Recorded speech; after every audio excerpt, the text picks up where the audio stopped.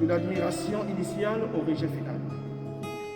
Ce chemin est celui que parcourt tout chrétien authentique qui se met totalement au service de l'Évangile pour éviter d'être esclave du monde. C'est le chemin de tout consacré qui refuse de se définir allant des principes qui dénaturent le sens de la foi.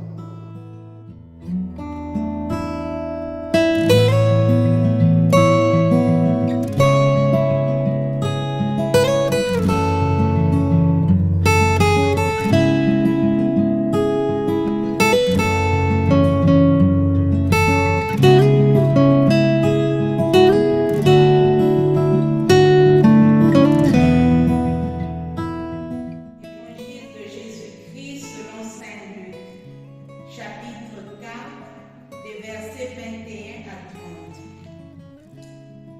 En ce temps-là, dans la synagogue de Nazareth, après la lecture du livre d'Isaïe, Jésus déclare: Aujourd'hui s'accomplit ce passage de l'Écriture que vous venez d'entendre. Tous lui rendaient témoignage et s'étonnaient des paroles de grâce qui sortaient de sa bouche. Il se disait: N'est-ce pas là le fils de Joseph? Mais il leur dit: Sûrement vous allez me citer le dicton: Médecin, guéris-toi toi-même, et me dire: Nous avons appris tout ce qui s'est passé à Capharnaüm, fais donc de même ici dans ton lieu d'origine. Puis il ajouta: Amen, je vous le dis.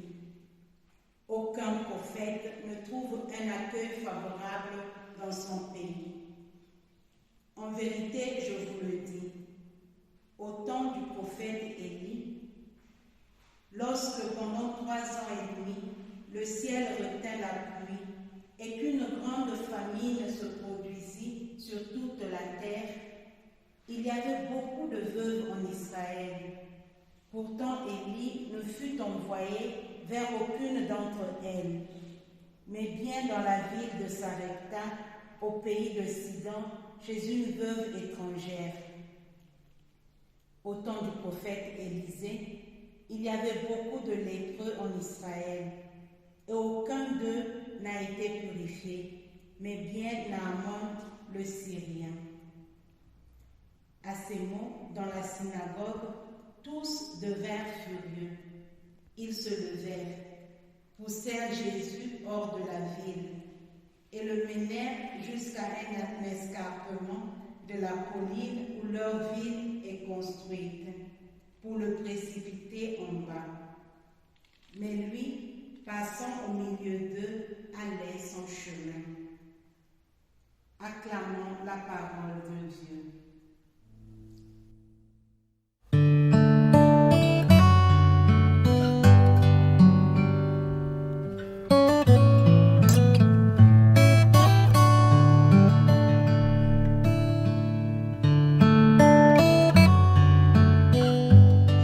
Frères et sœurs dans le Seigneur, la liturgie du dimanche dernier portait sur l'évangile de Luc et plus précisément sur son prologue, avec pour aspect principal le début du ministère de Jésus dans la synagogue de Nazareth.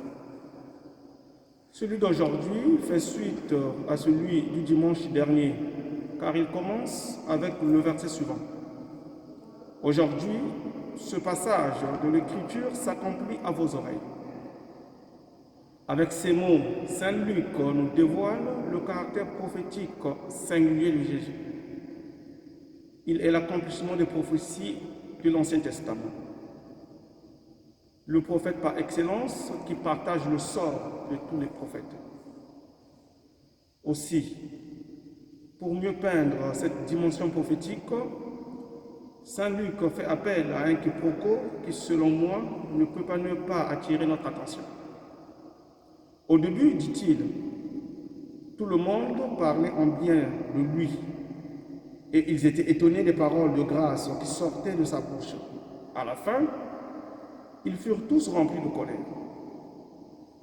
Comment cela se peut-il? Qu'est-il arrivé? Les biblistes disent que Luc aurait fusionné ici 2 visites différentes de Jésus dans la ville natale, advenues à des moments différents. C'est possible. Cela n'est pas en contradiction avec l'écriture d'un historien sérieux comme Luc. Il n'invente rien.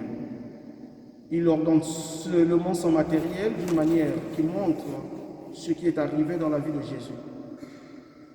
D'une certaine façon, cette histoire anticipe ce dont Jésus fera l'expérience durant son ministère public, de l'admiration initiale au rejet final. Ce chemin est celui que parcourt tout chrétien authentique qui se met totalement au service de l'Évangile pour éviter d'être esclave du monde. C'est le chemin de tout consacré qui refuse de se définir allant des principes qui dénaturent le sens de la foi. De cette religieuse, de ce prêtre qui refuse de sacrifier les autres sur l'autel de l'hypocrisie au détriment de celui de la vérité. Cette interpellation est nôtre et demeure une actualité. Il est intéressant de bien examiner les sentiments des gens envers Jésus. Il reste d'abord étonné d'entendre les paroles de grâce que prononçait Jésus. Il demande, n'est-ce pas là le fils de Joseph? Ils le connaissent. Il l'avait vu grandir. Il était l'un d'entre eux. Alors, comment pouvait-il parler si bien maintenant? Quand on connaît quelqu'un, on n'est pas prêt à accepter sa grandeur, sa supériorité. S'il est l'un d'entre nous, il est censé être comme nous. Et alors, nous commençons à l'envier. Puis, à l'envie s'ajoute la jalousie. Nous avons appris tout ce qui s'est passé à Capharnaüm, disent-ils.